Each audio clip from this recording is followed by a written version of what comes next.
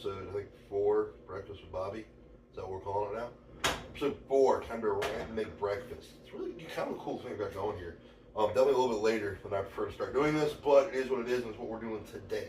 So I actually started, I completely almost cracked an egg before my beef tallow was completely, melted in the pan. So it's just was stuck to it. And now I'm holding an egg, pressure, kind of applying pressure to the shell to keep it together. That way the stuff doesn't come out. So, yeah, definitely kind of an interesting strongman moment. Going to be a great day, I can tell already.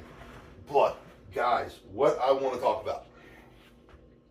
There are some things out there when people ask, what does it take to be a pro strongman? There's a bunch of different things you can say. You can give all kind of the corny answers. Well, you have to believe and you got to know. There's some other stuff in there that just really is non-negotiable. And these are the non-negotiables, not the most likelies, not the oftentimes, the absolute non-negotiables, okay?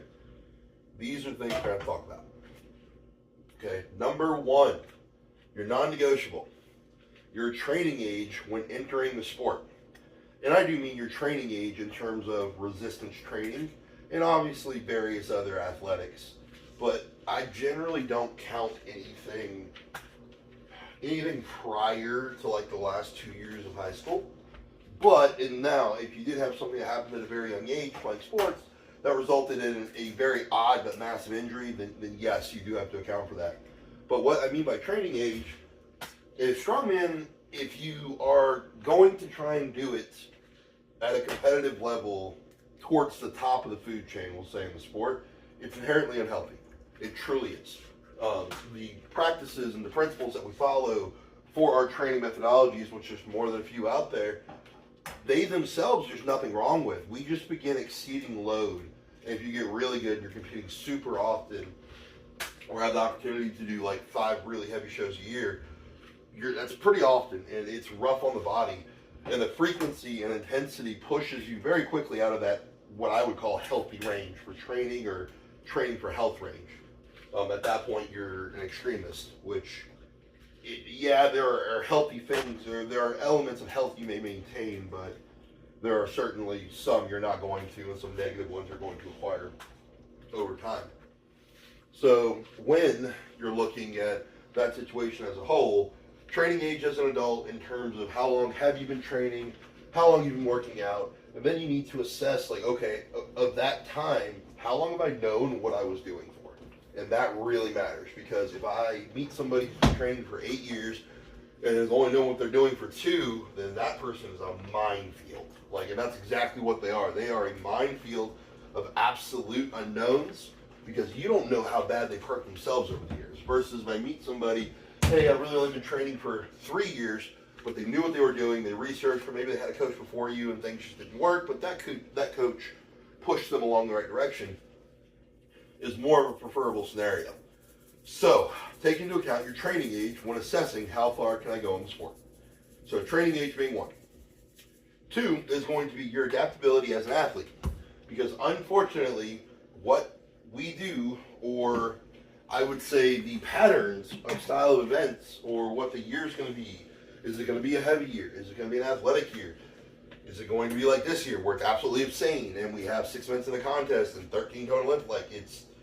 I digress. This year's absolutely insane. However, it does come in waves of importance, and what that means is that your best event may not be cool, which means you're probably not going to get really that many chances to do it to any great degree. So that's where you have to be that's where adaptability comes into play. You have to be able to focus on the things you hate, or the events that potentially you're not as good at hard enough that you can start actually progressing as your training age continues. And it's really, I think you can always learn something new, but it definitely becomes harder and harder to learn things as you develop more and more significant imbalances with training age, which is going to happen to everyone. It's part of the reason why certain humans are so good at certain things or certain events and some aren't. It's usually imbalances and overdevelopment of certain areas. So it's going to happen. But the longer you do this, and the more they happen, and the more severe they become, the harder it becomes to learn new things. So that's where maintaining some level of adaptability is going to be very, very important. And that's usually a big mental game. The next one is going to be you have to be responsible. And obviously being responsible, you have to be responsible for your health, you have to be responsible for the gym you're in, the equipment, but you also have to be financially responsible. Meaning that it's real easy to be just broke and say you're trying to be a pro strongman. Or I hate the one where people who are broke say they're pro strongman, because if that's a professional in my sport, I don't want to share a title with them. Now, that doesn't mean you have to be rich to do strongman, but when I say broke, I mean if you are being irresponsible in your personal life and then you're doing strongman or trying to just do strongman, but you're not sitting around doing anything, you're sitting around a lot. You don't train all day. Like, I'm at the gym for 4 or 5 hours a day, but I'm shooting videos, shooting content, doing videos for clients. There's a series of things I'm doing while I'm there that make my training session take a long time. Now, certainly there are event days where, well, I pack a tent for event days. They're just long. But that's the name of the game. That's totally fine. But you need to be responsible.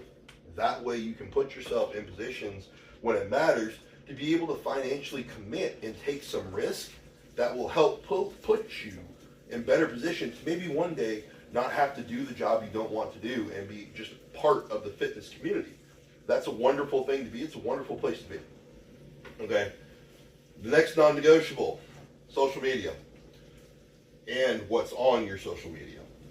Strongman's pretty cool. It allows people, for the most part, and actually, you hear me, I don't always speak the best about the fans of strongman, but I'll say for the most part, they're pretty forgiving or forgetful. Perhaps both. I don't know. We'll go with forgiving now. They're pretty forgiving, which means if you do something stupid, eventually it does just kind of trail away for the most part. For the most part. But when looking at a sport like strongman, where everyone wants to see it push into more limelight-like positions with major companies, you need to have one, established social media, but two, kind of a safe social media. Don't not be you, but me personally, I temper a lot of my personal beliefs and a lot of my opinions on my social media page. It's a business move. It does mean I'm hiding who I am. I certainly have some things I will stand 10 toes down very firmly on. However, that's not what that page is about, and it's not what my social media is about. So if you're really looking to do this, you need to have a well-established social media with, I don't want to say a loyal following, but like, I don't know, I feel like I interact, for the most part, okay on my social media. Like, I know some of you guys get like a random DM response from me. I enjoy doing that stuff. I enjoy seeing the same people at contests. I follow a few of you.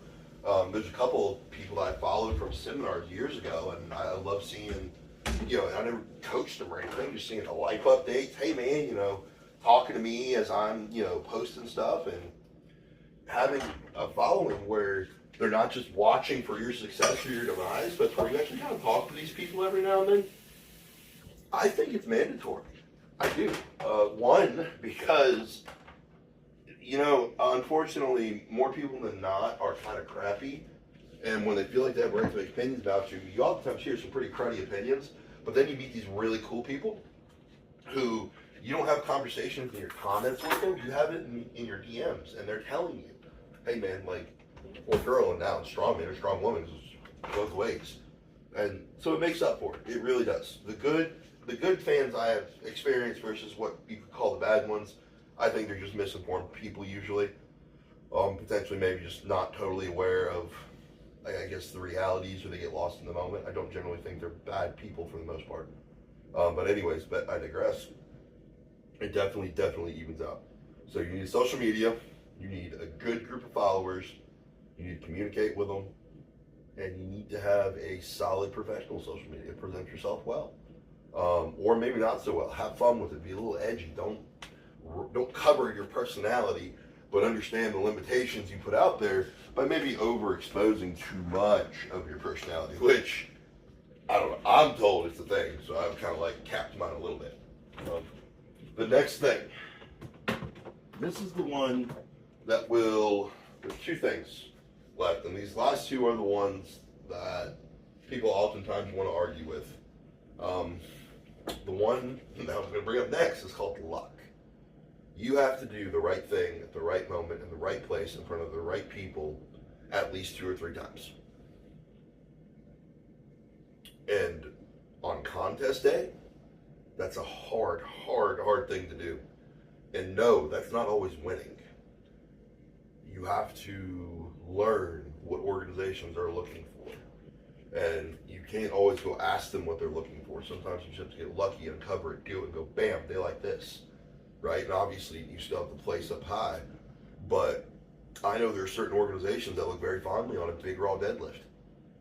I make sure I have that. Like, I always make sure that I play to the strengths of the show and what presentations are made. Sorry about that, guys. And then what presentations the show's trying to put on in terms of event, style of event, what attributes they're trying to highlight. And being able to do that is a skill that will come with just training. It's not that special of a skill, but being able to do that once, see their reaction, that's luck. Being able to hit the lottery, boom, they like this, I'm gonna keep. It's hard, and it's a strategy. Okay, the next thing, this is the one that causes the most fights. At this stage in the game, genetic superiority is a huge part of it. I beat genetic superiority. That can mean a million different things. Kevin Ferris, I think, is the first one that will tell you, screw your genetic superiority. Genetic superiority. Kevin Ferris will probably tell you, screw your genetic superiority. He's not very tall. He'll tell you he's as tall as I am. I don't believe it personally. But, he's a giant killer. And clearly that man has got some kind of weird tendon connection either at or below the elbow, because his ability to grab and pull is just absolutely insane. So when I say genetic superiority, I don't mean like as a whole I'm superior, but I mean like you have to have not one thing, but realistic, maybe even 2 or 3 things that are genetically superior compared to the average. And you have to have all of these things together. And please don't get caught up and say, oh, I'm short, I can't do this. No. I think Mitchell Hooper stated many times, if you have a tendon that connects further away from the elbow, then your bicep or your pulling capabilities are going to be stronger. Don't quote me on that. It's not the exact science, but it's just an example. And nothing says that tendon has to be connected to a human that weighs 400 pounds and is 6'9". It's not that way. I'm 6'1", competing at 330 to 340 pounds right now. So you have all these options. So when I say genetic superiority, I don't mean Thor Bjornsson. However, that does in fact help. But it is necessary. And these are the non-negotiables of becoming one of the best in this sport. Not just in the open class, but truthfully, I believe in all the other classes as a male or female. I believe all other variables still to this day are really, really negotiable. All right, guys, end rant. I got the eggs made. I'm going to make hash browns out of French fries. I got the French fries cooking, no sourdough bread this morning. Either way, signing off. Hope this makes sense. And by the way, there are so many other reasons to pursue athletics, especially the sport of strongman, for reasons other than being one of the best. There are. In America, we really don't have a great adult intramural sports system. They do in Canada. They don't really so much in America. So I think strongman is one of the few things that adults can get together and go do, and it's fitness, and it's widespread. It's across the U.S. It's relatively easy to find equipment now, I think, for most people. So just because you can't be at the Arnold at World's Strongest Man, or an OSG champion in a weight class, or a PSL champion, and definitely in our situation, PSL champion in a weight class, that's okay. That's cool. Still pursue. Actually, I think the fact that if you reconcile with the fact that maybe I don't have the ability to be the best, you might have more fun. And it might become a much more valued personal journey. So either way, guys, signing off. I got to go eat.